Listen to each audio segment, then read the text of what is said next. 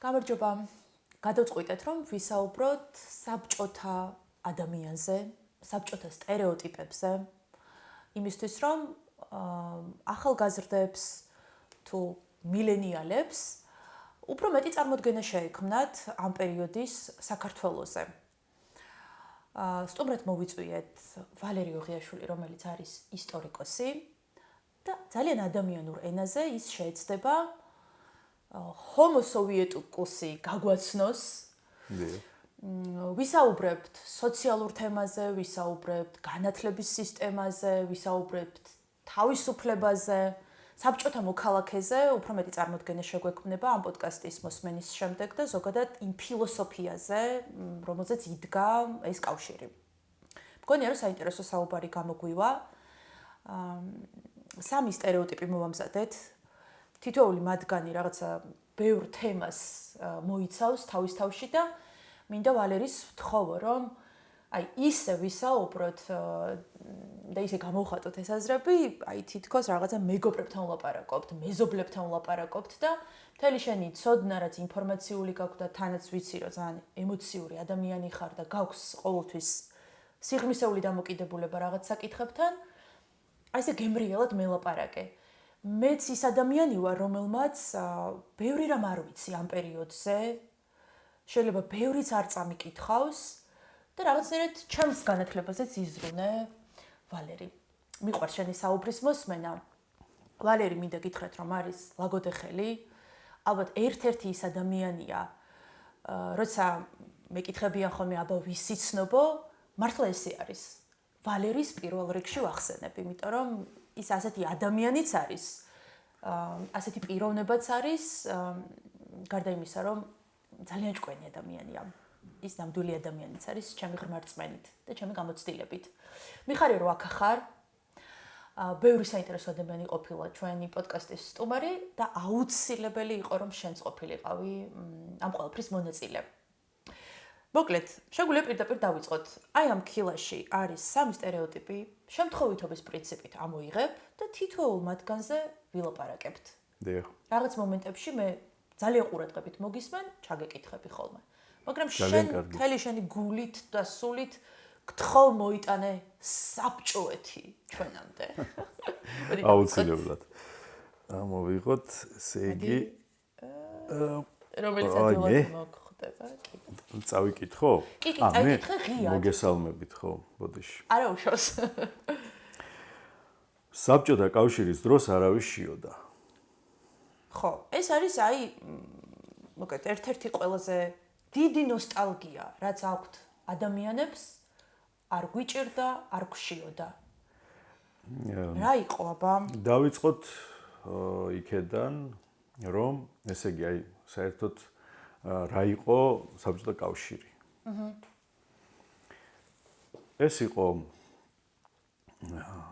1922 წელს შექმნილი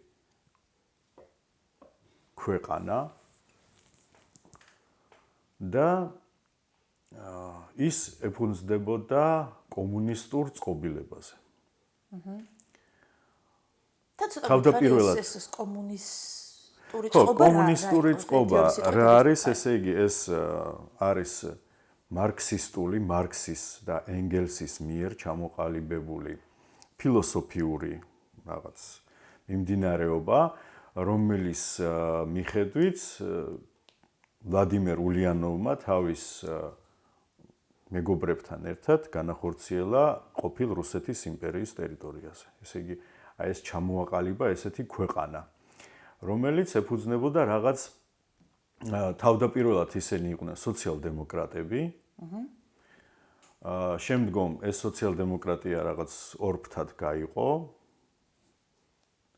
და სწორედ სოციალ-დემოკრატებმა, ბოლშევიკებმა მოახდინეს 1917 წელს სახელმწიფო გადატრიალება და მოვიდნენ ხელისუფლებაში. თავდაპირველად თავიდანვე ეს ქვეყანა იყო დაფუძნებული რაღაც სისხლის ზღვრაზე და მთელი ამ თავისი ისტორიის 70 წლის განმავლობაში ეს ქვეყანა იმართებოდა აი ამ სისხლით. თუმცა მიზნად რა დაისახეს? ხო, მიზნად რა თქმა უნდა დაისახეს, რომ ყველა უნდა გაერთიანებული, ანუ მთელი უნდა გათანაბრებულიყო ყველა ერთნაირად უნდა ეცხოვრათ ყველას.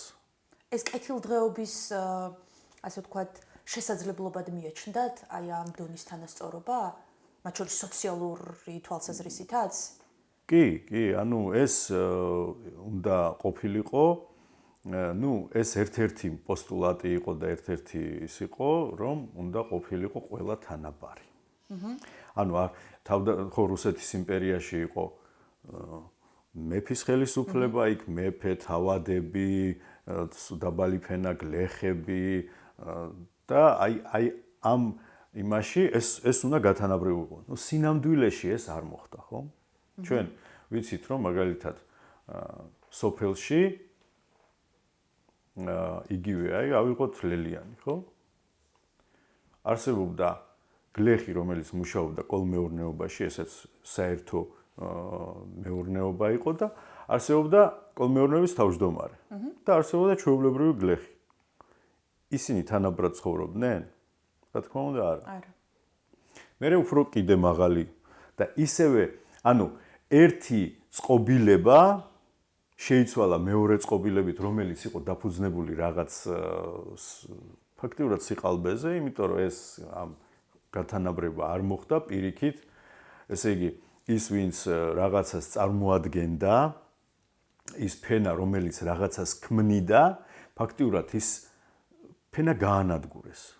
ეს მოხდა აი 20-იან წლებში ეს ჯერ კიდევ სამოქალაქო ომი მძვინვარებდა მაგ დროს უკვე საბჭოთა კავშირში და აი ეს პერიოდი, ესე იგი, აი ის ხალხი, ვინც რამეს ქმნიდა, ან წავიდა ქვეყნიდან, ან კი განადგურდა და ან გადასახლდა კიდე შორეულ ციმბირში, როგორც ეს ჩვეულებრივი, ესე იგი, ამბავი იყო. აი, რა ვერ აიტანეს ამ ადამიანებმა?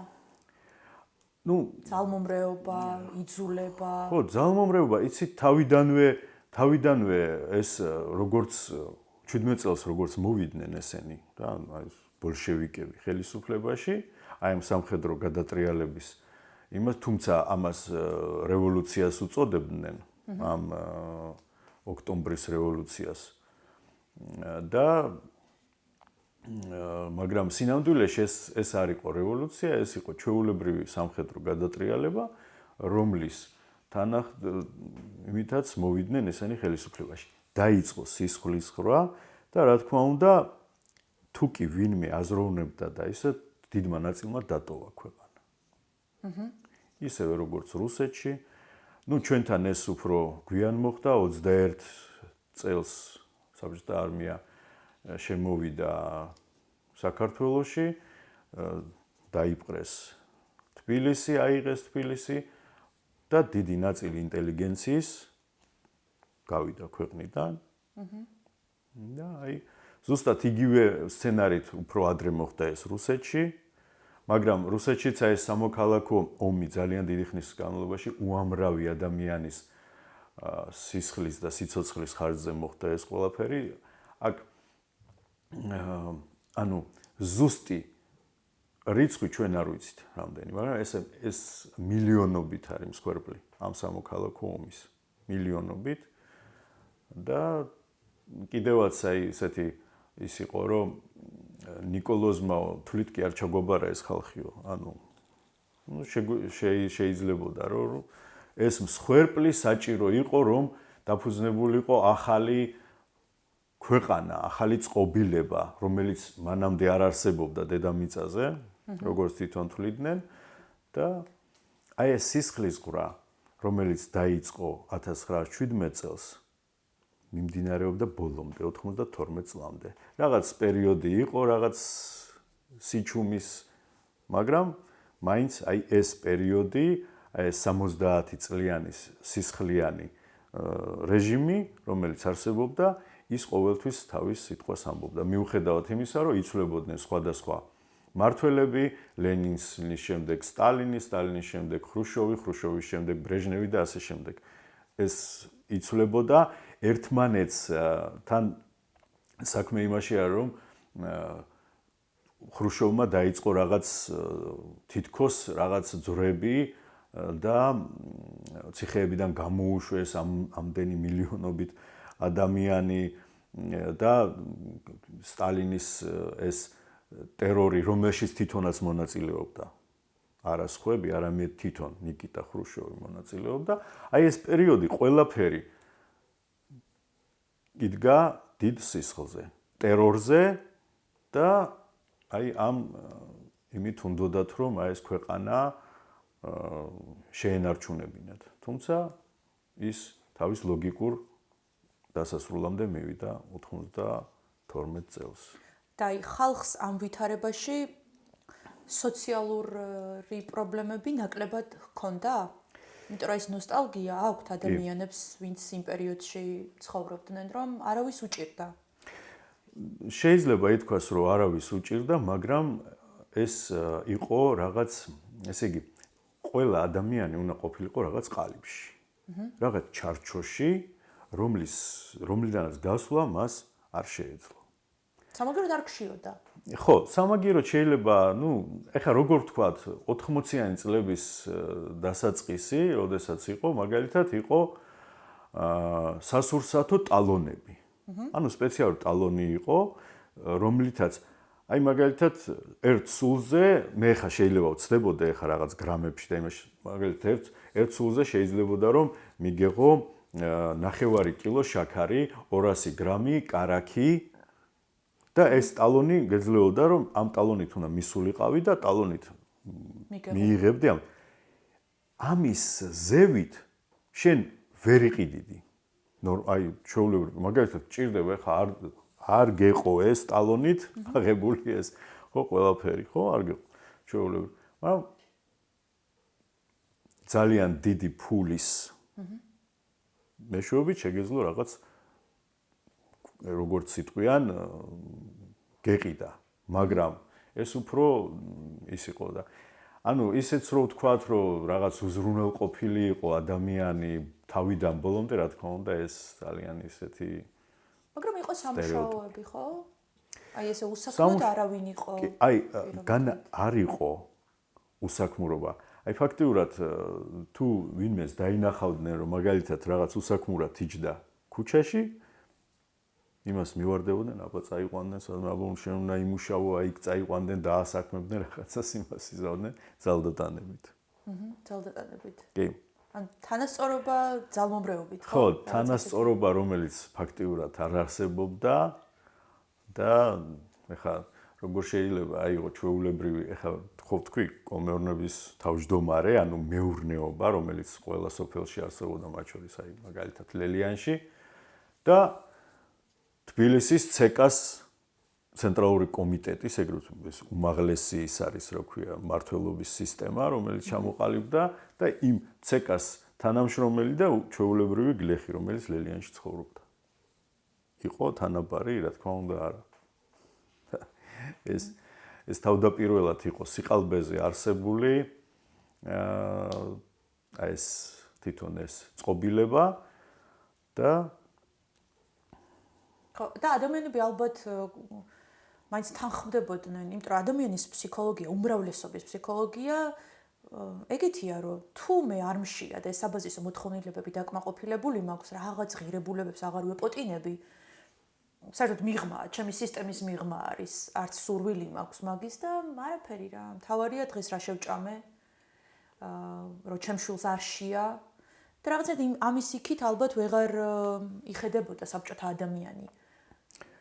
იყო ესე, თუ იყვნენ ადამიანებიც, რომელსაც იქ იმ პერიოდში ამ ყველაფრის მიმართ ამ პროტესტიც ჰქონდა. რა თქმა უნდა, ანუ შეიძლება მასიურად ეს არ ჩანდა, მაგრამ ესეთი ადამიანები ჩვეულებრივ იყვნენ და ესეთი ადამიანები ხდებოდნენ ან 30-იან წლებში ყველასთვის ცნობილი ეს ტერორი, სტალინური ტერორი, რომელიც არსებობდა ამ ქვეყანაში, უამრავი ადამიანი უბრალოდ მიყავდათ სახლიდან და ის უჩინარდებოდა. იმის შემდეგ, იმის იქით არავინ აი დღესაც მაგალითად ლაგოდეხში არსებობს სასაფლაოზე რა? საფლავები, სადაც ადამიანი არ არის დასაფლავებული. რატომ? ალბათ 30-იანი. ხო, 30-იანი. ხო, სინამდვილეში იქ არ არის დასაფლავებული, იმიტომ რომ მისი დასაფლავების ადგილიც არ არის ცნობილი. ცნობილი, ხო. სინამდვილეში დაკარგულია.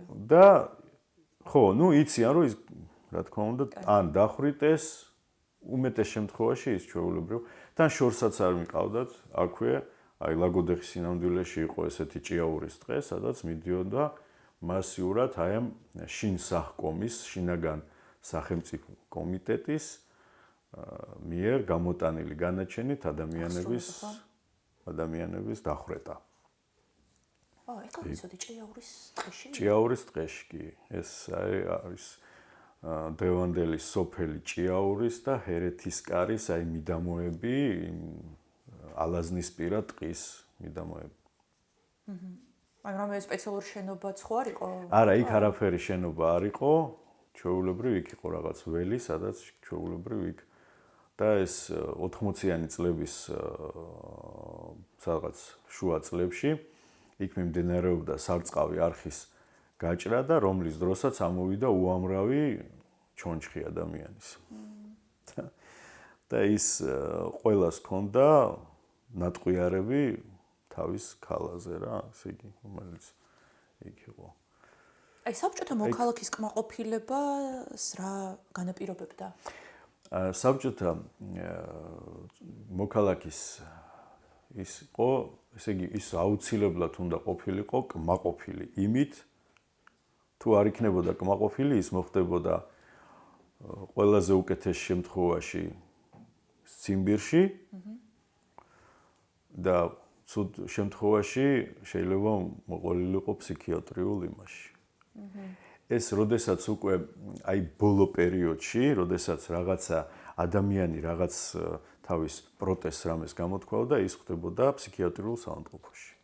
ეს არის უკვე აი გავრცელებული პრაქტიკა 60-იანი, 70-იანი წლები. მათ შორის საქართველოში და საერთოდ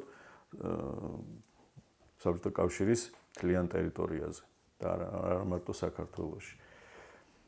იქ უკვე, ნუ იქიდან იქ შედიოდა ნორმალური ადამიანი და იქიდან გამოდიოდა უკვე იქ 1000 გვარი სამედიცინო პრეპარატებით ადამიანი იქ ჩვეულებრივ ხდებოდა პირიქით დაავადებული სხვადასხვა ფსიქიატრიული დაავადებებით, რომელსაც უშვებდნენ მერე იქიდან. ნუ ის არ გამოდიოდა ჩვეულებრივ და ჩვენ ვიცით ხომ მაგალითად ის მიმდინარეობა, როდესაც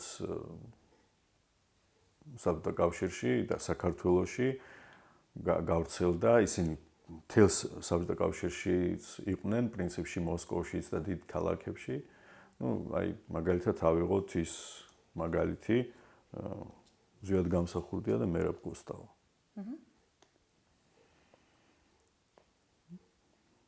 რაღაც თავისი შეხედულებების გამო ციხეში, ჯერ ადგილობრივ ციხეში, მერე გადასახლება, მერე სხვადასხვა რამოდენიმე ეტაპები ციხეების გავლა და მიუხედავად იმისა, ისინი ბოლომდე მაინც აგრძელებდნენ თავის იმას.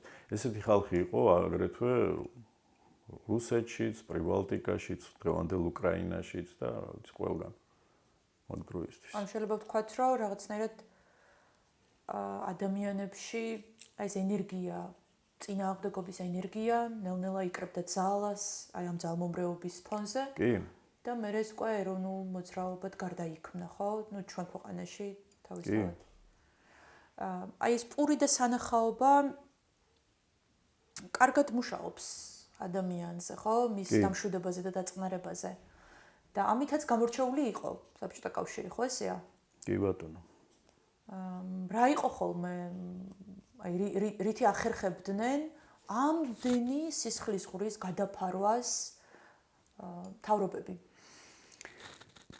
ჩვეულებრივ სანახაობა უნდა ყოფილიყო, უკვე იქ მოქმედებდა ის, რომ ყველა სოფელში უნდა ყოფილიყო კულტსახლი, კულტსახთან უნდა ყოფილიყო აუცილებლად ან ანსამბლი ან რაღაც ეს ჩვეულებრივი ის იყო და აგრეთვე ესე იგი ამასთანავე რა თქმა უნდა ყველანაირად უნდა ყოფილიყო იქ მაშინ ეს იყო საბჭოთა კავშირის 20-იან წლებში ეს იყო ის 30-იან წლებში უფრო სწორად ის მაგალითად ლაგოდეხში იყო გადასატანი ეს კინოაპარატით პირდაპირ ღია სივრცეში ამ თეთრ იმაზე უშვებდნენ ფილმებს რაც მაშინ იყო რაღაც ძალიან ისეთი ის რა თქმა უნდა ეს ფილმები იყო ცენზურა გავლილი იქ არ შეიძლებოდა რაღაც არაკომუნისტური არასოციალისტური არ უნდა ყოფილიყო იქ რაღაც ელემენტი იქ ყველაფერი რა თქმა უნდა აქ ხშირად ეხა 30-იან წლებში რასაც ჩარლი ჩაპლინის ისენი იყო ძალიან ისეთი გავრცელებული ის მაშინდელი ისა და ეს ჯერ კიდევ ის უხმო ფილმები. აი მე უკვე როცა თქვათ ქართულ შემოქმედებაშიც გროვდებოდა ეს ძალიან ღირებული პროდუქტი, ისინიც ცენზურას გადიოდნენ და ასე იყო ხმეჩვენება და ალბათ ზოგიერთი მათგანი იბლოკებოდა კიდეც. ყველაფერი, ანუ იყო ჯერ საცენზურო კომიტეტი, რა თქმა უნდა, იყო რესპუბლიკების დედაქალაქებში, მაგალითად თბილისში, კიევში, რიგაში, ვილნიუსში ეს ყველაფერი. მაგრამ ამით მოსკოვი არ კმაყოფილდებოდა. ეს ყველაფერი შემდეგ კონტროლებდა კიდევ მოსკოვი. ცალკე. ანუ მოსკოვი აძლევდა უფლებას აი რომელიმე ფილმზე, რომელიმე და მაგრამ აი უკვე ძალიან ბევრი რამე მაგალითად შემდგომ უკვე მაინც იპარებოდა. ხო, აი მაგალითად ავიღოთ ცისფერი მთები, ანუ ტიან-შანი ესეთი ძალიან ესეთი ის არის, რომელიც ახლა იყო ძალიან დამახასიათებელი იმ საბჭოთა წყობილებისა. ეს ფილმი იყო ზუსტი ანალოგი გადაღებული, რაც ხდებოდა ჩვეულებრივ საქართველოში, რაც ხდებოდა უკრაინაში, რაც ხდებოდა პრიბალტიკაში, რაც ხდებოდა შუა აზიაში, ანუ ეს იყო მთლიანად აი ესე იგი მთლიანობაში ის სურათი, რაც ხდებოდა ამ ქვეყანაში რა. აი ეს ძალიან ისეთი ის. უკვე ბოლო პერიოდში, საბჭოთა კავშირის ბოლო პერიოდში გამოვიდა ძალიან ესეთი გახმაურებული ის, რომელსაც თავიდან არ უნდათ მიუხედავად იმისა, რომ რაღაც გამოაცხადა რაღაც გარდაქმნა გორბაჩოვმა და ის გამოვიდა ფილმი მონანიება. ეს იყო პირველი აი დარტყმა. აი მაგ ფილმს ძალიან ისეთი კრიტიკული ისენი გაუჩნდა საბჭოთა როგორ ეს ჩვენთან ხდებოდა და ჩვენ არ ვიცოდით ეს ტყუილია ეს ყველაფერი გამოგონილი ეგეთი რამე არ არსებობდა ანუ წამოვიდა ესეთი ისენი რა ქვია აი პირდაპირ ის რომ ეს მაგრამ მეორე ნაწილი რომელსაც ვინმე ყავდა დახვრეტილი რა თქმა უნდა იმან თავისი თავი ამოიცნო ამ ფილმში. ხო ამ რაღაცეთ თვითშეფასების ეს იყო ძალიან დიდი ეს იყო ძალიან დიდი დარტყმა ამ საბჭოთა მენტალობის წინააღმდეგ ეს იყო ძალიან ისეთი ეპოქალური ფილმი და მან ძალიან დიდი გავლენა იქონია მაშინდელ საბჭოთა ადამიანზე. კი ესეა.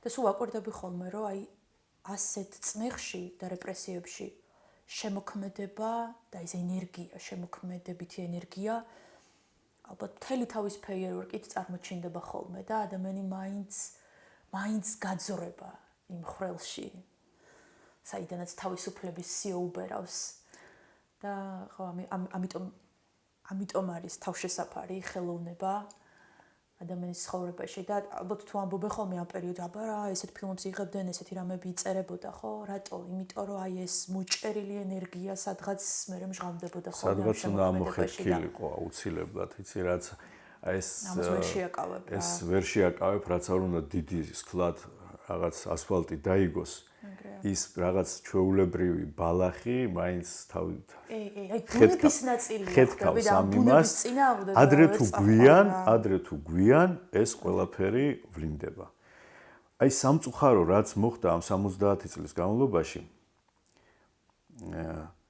ჩამოყალიბდა ესე იგი ჰომო სოვიეტიკუსი რომელსაც დღესაც ჩვენ ვიმკით ამ იმას ეს ადვილად არ არის რომ რაღაცა პერიოდი და ეს ერთი 92 წელს საბჭოთა კავშირი დაინგრა და ეს აი წარმოედგინეთ ამდენი ხნის განმავლობაში აი ის რაც გროვდებოდა აი ამ ადამიანში ხო მენტალიტეტში ეს ყველაფერი კიდევ ეს მოსეს გზა რომელთაც მოვდივართ სამწუხაროდ ჯერ კიდევ დიდხანს მოგვიწევს აი ამის შეგვეძლო ჩვენ ქონდა ამის ის რომ ძალიან სწრაფად გადავსულიყავით ახალ მოგვეხდინა ის მაგრამ მოგვეხდინა რაღაც გარდაქმნა ადამიანის ეს იყო ეროვნული მთავრობის პირობებში მოხდებოდა მაგრამ კარგად ვიცით 91 წლის ბოლოს და 92 წლის დასაწყისში მომხდარი გადატრიალება, როდესაც ფაქტიურად მოხდა კომუნისტური რევანში ისევე და ისევ საბჭოთა კავშირის საგარეო საქმეთა ყოფილი მინისტრი მოვიდა მთავრობაში. მოგვევლინა პრეზიდენტად, მხსნელად. დამოუკიდებელი საქართველოს. ხო. და ისევ რაღაც საქართველოს ისევ გაეხვია ჰომო სოვიეტიკუსის იმაში. და კიდევ 92 წლიდან დღემდე ჩვენ ვართ ამ წნეხის ქვეშ. კარგი. ისეთი თემა არის, რომ აი არ ვიცი. ბევრ რაღაცაზე მინდა ლაპარაკი და თან რომ ვიცი რომ სხვა მოსაზრებებიც გვაქვს. მინდა რომ განვავრცოთ და ეს დროც გამოვიყენოთ. მოდი ამოვიღოთ შემდეგი მოსაზრებაც. გადავიდეთ შემდეგზე. მოდი. ვაი. წდები. ეს თუ გადმოვიყირო. ეხლა რა გვაქვს ჩვენ? აბა. საბჭოთა განათლება და სახელმძღვანელოები. კარგი იყო. ხო. გერმანული მოდელით ისწავლებოდაო ამბობენ ადამიანები და მოდი ვისაუბროთ რა იყო კიდე ამის მიღმა. როგორ იყო სკოლა, უნივერსიტეტი? სკოლა იყო აძლევდა განათლებას. აქედან დავიწყოთ, რომ კარგ განათლებას აძლევდა. ოღონდ როგორც ვთქვით, საფეხურები იყო და ბოლო საფეხურზე უკვე უნივერსიტეტის დამთავრების შემდეგ უნდა ჩამოყალიბებულიყო კომუნისტი. ყველაფერი ემსახურებოდა ამას. თავიდან სულ პატარა ასაკში იყო ოქტომბრელი. ასე. აი, ეგენი მაინტერესებს. შემდეგ მეოთხე კლასში უნდა გამხდარიყო ადამიანი პიონერი და ესეთი წითელი ყელსახვევით უნდა იყო. შემდგომი ეტაპი, სადღაც მე-9 კლასში, თუ არ ვცდები, შეიძლება ახლა ვცდებოდე, მაგრამ მაგას მნიშვნელობა არ აქვს. ხდებოდა კომკავშირელი. კომკავშირელი გადადიოდა უნივერსიტეტში, გადიოდა სტუდენტობას და უკვე შემდეგ ხდებოდა კომუნისტური პარტიის წევრი. პარტიის წევრი ხდებოდა. აი ეს საფეხურები უნდა გაევლო ადამიანს, რომ რაღაც და ეხლა თუ და ოღონდ როგორ იყო მე რაღაც გამოცდასავით იყო იცი პარტიაში რო იღებდნენ. იქ სპეციალური რაღაც თელი ის იყო, ერთი 5-6 კაცი შენ მიდიოდი იქა და გეკითხებოდნენ, აბა რატომ გინდა კომპარტიის წევრობა, რატომ გინდა ესად ის რომ აი ეს რომ ისე თითქოს ისე არიღებდნენ რა და მიუხედავად იმისა, მაგრამ იყო შემთხვევები, რომ ესე იგი პარტიის წევრობაში ფულს იხდიდნენ. ანუ ისეც იყო. ძალიან პრივილეგირებული იყო ეს ხო პარტიის წევრი? ხო, რა თქმა უნდა, იმიტომ რომ ვერ გახდებოდი რაღაც დიდი თანამდებობის პირი თუ რაღაც პარტიის წევრი არიყავი. ანუ ეხლა ისევე განათლების იმას დაუბრუნდები, ანუ ეს ხო იყო, როგორც ვთქვით, ძალიან ისე დონეზე, რომ განათლება იყო ძალიან დიდ დონეზე, მიუხედავად იმისა, რომ აი ის იყო თავიდანვე აყალიბებდა ამ ადამიანში ამ კომუნისტს, ანუ ეს იყო თავიდან ბოლომდე ეს ხაზი იყო, ხო? რომ უნდა გამოსულიყო სკოლიდან ახალგაზრდა კომუნისტი და მერე უკვე კომუნისტი. მაგრამ კიდევ ერთი გარემოება იყო, რომ განათლების მიღება საქართველოში, მაგალითად მე საქართველოს მოდელზე ავიღებ, იყო ძალიან რთული რა მხრივ. 25-დან 30,000 მანეთი ღირდა, რომ ჩაგებარებინა სამედიცინო უნივერსიტეტში. თბილისში.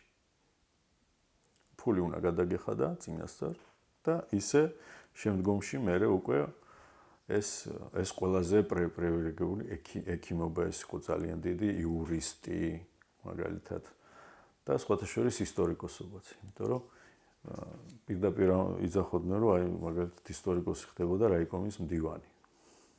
ეხლა ეს რა თქმა უნდა სტერეოტიპი იყო ერთ-ერთი კიდევ რომელიც მიხედვითაც და ამასობაში ჩვეულებრივ უფულოდ შეიძლება და ჩაბარება რუსეთში მაგალითად. ან უკრაინაში, ნუ ეხლა მაგის მნიშვნელობა არ აქვს, ხო? და ამიტომ ძალიან ბევრი საქართველოს მოქალაქე, საქართველოს SSR-ს მოქალაქე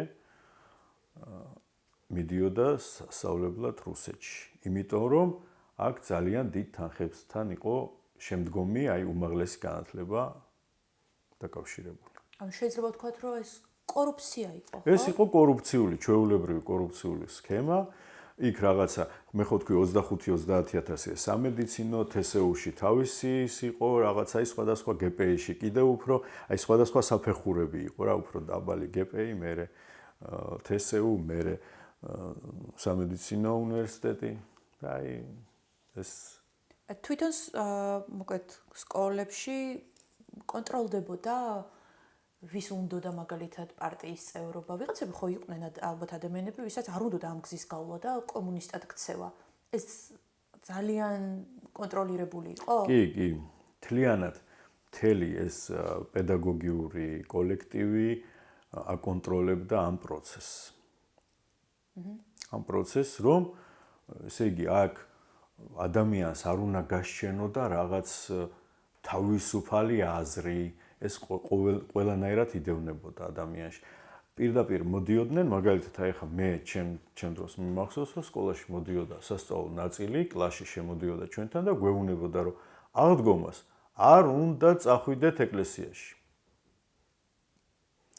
ეკლესიის წინ მორიგეობდნენ მასწავლებლები, რომელიც ბლოკნოტებით იყვნენ და მაგალითად დაინახავდნენ მოსწავლეს, ჩაიწერდნენ, აი ოღიაშვილი იყო აღდგომას ეკლესიაში. მეორე მესამე დღეს მთელი სკოლის წინაშე გამოიყვანდნენ იმ ბავშვებს, ვინც იყო ეკლესიაში. და ამ მოხსნიდნენ პიონერის ამ იმას, ყელსახვევს, რაღაც ესეთი თავისუფალი აზრი ყველანაირად იყო შეზღუდული. ყველანაირად. შენ რა ეტაპამდე მიხვედი? მე კომკავშირამდე მივედი და კომკავშირში მიწევდა 99 წელს. 99 წელს გავსურთ ალბათ 9 აპრილის მოვლენები, რა თქმა უნდა, მე არ შევედი კომკავშირში, რაღაც პრინციპულად. კი მიუნებოდნენ შენ ცდები, შენ არასწორად იქცევი, მასწავლებლებიც მეუნებოდნენ, მეზობლებიც, რა ვიცი, მეგობრებიც, სხვათა შორის, რომ ეს აუცილებელი ეტაპი არის, რომ შენ შემდგომში რაღაც ახალ საფეხურს მიაღწიო და რაღაც შორს წახვიდე. მაგრამ 99 წელში გადავწყვიტე, რომ არ შევსულიყავი კომკავშირში. ძალიან კარგი გიწონებ მაგ საქციელს. მოდი ახლა ბოლო სტერეოტიპსაც ვილაპარაკოთ, ასევე ძალიან პოპულარულია და რაღაცნაირად ვფიქრობ, რომ ამით წარმოდგენას შევქმნით ადამიანს დაახლოებით 40 წუთიან ცოტა მეტია, რაც საუბრობთ და ძალიანაც არ გავაგრძელოთ. კი. და ვეცდები, რომ ძალიან მოკლედ ჩამოვაყალიბოთ ეს ყველაფერი. მოდი პირდაპირ მაგსან ვნახოთ. ავიკითხოთ მესამე ეტაპი. 37 მანეთად მოსკოვში მივფრინავდით. ხო. კი ბატონო, 37 მანეთად მივფრინავდით. 37 მანეთად ხო მივფრინავდით? 37 მანეთი გვინდოდა უკან დასაბრუნებლად, ხო? იგივენაირად, ხო? ეს გამოდის 74 მანეთი. მაშინ ხელფასი, საშუალო ხელფასი, 150-200 მანეთს არ ცდებოდა. აი ეს იყო. ხო. და წარმოიდგინეთ, თითქმის ნახევარი ხელფასი გინდოდა გადაფრენაში და განმოფრენაში. ანუ არც ისე აი ხო, კარგი იყო, ხო. ჩავფრინდით მოსკოვში, იქ რაღაცები ვიყიდეთ, განმოფრინდით. და რატო არ მივფრინავდით ვენაში? რატო არ მიფრინავდით? პარიზში. უფალს მადლობა. იმიტომ რომ არა, რატომ არ გინდოდა? შენ მაგალითად არ გინდოდა მაშინ? აი საბჭოთა მოქალაქეს ხო უნდოდა ევროპის ქვეყნებში? ეიფელის კოშკის ნახვა უნდოდა, მაგრამ საბჭოთა კავშირის რამოდენიმე თაობა ისე წავიდა ეიფელის კოშკი ვერ ნახა. იცი რა, შეიძლება აღარც უნდოდა უკვე ადამიანს რა. აი ხო ხდები რასაც მიაჩვევ რა აზრსაც ეს იყო, ანუ რკინის ხო ფარდა, რომელიც იყო გადაფარებული ამ იმაში, აი მინიმალურად შეგეძლო მაგალითად წასულიყავი საბჭოთა ბლოკის ქვეყნებში. ეს არსებობდა ესეთი ვარშავის ბლოკი და აი ამ ბლოკის ქვეყნებში შეგეძლო შესვლა. მაგალითად ჩეხოსლოვაკიაში, უნგრეთში, ბულგარეთში, იმის იქით კაპიტალისტურ ქვეყნებში არ შეიძლება. თუ მიდიოდნენ, იქ აუცილებლად უნდა თან ახდა ჩვენი ყოვლის მცოდნე და ყოვლის შემძლე და ყველაფერს რომ ხედავდა სუკის თანამშრომელი სახელმწიფო უშუალოების კომიტეტის, რომელიც ჯგუფთან ერთად მიდიოდა და იქ არავის არ ქონდა უფლება, რომ რაღაცა ზედმეტი ელაპარაკა, ზედმეტი დაენახა და ასე შემდეგ. ეს იყო ჩვეულებრივი ამბავი. კი ბატონო. და ამასაც თავისი მიზანი ჰქონდა, რატომაც არ შეიძლებოდა თავისუფალი მიმოსვლა, ხო? კაპიტალისტურ ქვეყნებში. ეხლა რო ნახავდა ადამიანი იმ ცხოვრებას, რაც იყო იქეთ, ჩამოვიდოდა ისევ თავის იმაში, აი ამ ნაჭუჭში ნახავდა იმ ჭაობს, რომელიც არსებობდა, საბჭოთა ჭაობი. გვერდიდან შეხედავდა, შეაფასებდა. იყო და რომ წარმოადგენდა. ხო, ეს რეჟიმისთვის ძალიან დიდი საფრთხე იყო. და იმ იდეოლოგიისთვის, რომელიც აი აქ იყო ჩამოყალიბებული. მაგრამ აი შემოქმედებითი ჯგუფები კი. როგორც ვიცი, ახერხებდნენ. კი ბატონო. გასტროლებზე გასვლას, ფესტივალებზე კი ბატონო. მონაწილეობას. ეგ როგორ ხდებოდა? სუხიშვილები, რომელიც დადიოდნენ მთელ სოფლიოში, რა თქმა უნდა, ეგ ჩვეულებრივი იყო, თუმცა ეგაც აუცილებლად ისეთი ის იყო, რომ აი უნდა ერთის მხრივ უნდა ეჩვენებინათ საბჭოთა კულტურა მთელი მსოფლიოსთვის, რომლის დაპყრობასაც ისახავდა მიზნად, ხო? საბჭოთა კავშირი, იმიტომ რომ მთელ დედამიწაზე უნდა დამყარებულიყო საბჭოთა წყობილება, კომუნისტური წყობილება, ხო? თავის დროზე.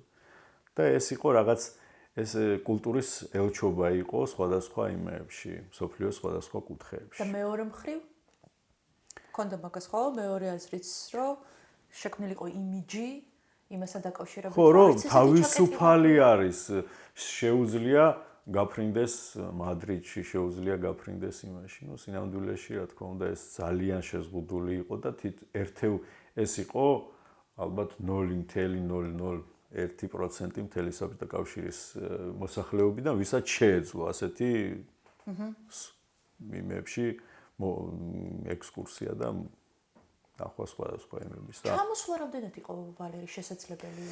ჩამოსვლა უფრო ღია იყო. ხო? კი, ჩამოსვლა უფრო ღია იყო, ჩვეულებრივ და ძალიან ბევრი სხვათა შორის აი პერიოდში ძალიან ბევრი ისეთი ცნობილი მწერალი და ის არა მარტო მოსკოვში, არამედ საქართველოში ძალიან ბევრნი იყვნენ. და მათაც რა თქმა უნდა შეზღუდული ჰქონდათ. აუცილებლად ვინმე იყო, ვინც უთვალთვალებდა ყველგან, ყველა იმაში სად რა და წინასწარ, თან როგორ იმას აი წინასწარ მომზადებულ ხალხს ახვედრებდნენ. იქ არავის ზედმეტად რაღაც კითხვა არ დაესვა, რაღაც ეს ყველაფერი იყო ესე თეატრალურად დადგმული რეჟისურა, რომელიც რაღაც ისევ ის ჩარჩოდან გასვლა არ შეიძლებოდა. მარცხნივ არ შეიძლებოდა, მარჯვნივ არ შეიძლებოდა, პირდაპირ შეიძლებოდა ოღონდ სწორხაზოვნად. სწორხაზოვნად. ხო, იმ სწორხაზზე უნდა გაგევლო, რომელიც შენ დაგიხაზეს, ესე უნდა გაიარო. მარჯვნივ არ უნდა გადაუხვიო, მარცხნივ არ უნდა გადაუხვიო და უნდა იაროს პირდაპირ. ისეთია რა. ესეთი წყობილება იყო. ბევრი შეიძლება რომ ვილაპარაკოთ ამაზე საბჭოთა ადამიანზე, მაგ იდეოლოგიაზე, თუ შეიძლება ასე უწოდოთ, ჩემთვის ეს სიგიჟეა, მაგრამ როგორც თქვი, რაღაცნაირად გადმონაშთებს ამ კუდებს ახლაც ვხედავთ და ადამიანში ცოცხალია და საერთოდ ესე მგონია რომ არაფერი ესე თავს მოხოლა ნაკლებად ხდება ხოლმე. ხდება უფრო აი შენი ემოციების, შენი რწმენა წარმოდგენების გამოყენება, მათი განვითარება. ის რაც ადამიანში ისედაც არის, მასზე დაშენება ამ სიგიჟეების რა. და იმიტომაც არის ხოლმე ძლიერი, იმიტომ რომ ის რაც ბუნების ნაწილია თან თითქოს და ადამიანისთვის ის ყოველთვის ახერხებს სიცოცხლეს. მოკლედ, საბჭოთა ადამიანი შეიძლება ვთქვათ, რომ ჯერ კიდევ ცოცხალია თანამედროვე საქართველოში. კი. და არა მარტო საქართველოში, მთელს საბჭოთა კავშირში კი არა და კიდევაც იმ ყოფილ ბლოკში, ეგრეთ წოდებულ ვარშავის ბლოკში, ჩვეულებრივ მიუხედავად იმისა, რომ უკვე თითქმის 40 წელია თითქმის აღარ არსებობს ეს ქვეყანა, მაგრამ მაინც მოკლედ, რამე იქნება ღმერთმა უშვალოს ადამიანს და ადამიანმაც მოინდომოს რომ უშვალოს საკუთარ თავს. ვალერი, ძალიან დიდი მადლობა. დაუსრულებლად ვისაუბრებდი შენთან. და ეს თემა არის ძალიან სიღრმისეული, ალბათ უნდა მოიფიქროს ვინმე რომ ამ პერიოდზე ერთი პოდკასტი მთლიანად მიუძღვნას და ადამიანების განათლებას, ასე ვთქვათ, ამ პერიოდთან დაკავშირებით შეუწყოს ხელი, თუმცა ჩვენ ვფიქრობთ საკმარისი მაინც გადმოგეცით, რომ წარმოდგენა შექმნოდათ საბჭოთა ადამიანზე და იმ პერიოდის საქართველოზე. დაგემშვიდობებით, კიდევ ბევრ საინტერესო ადამიანს მოვიწვევთ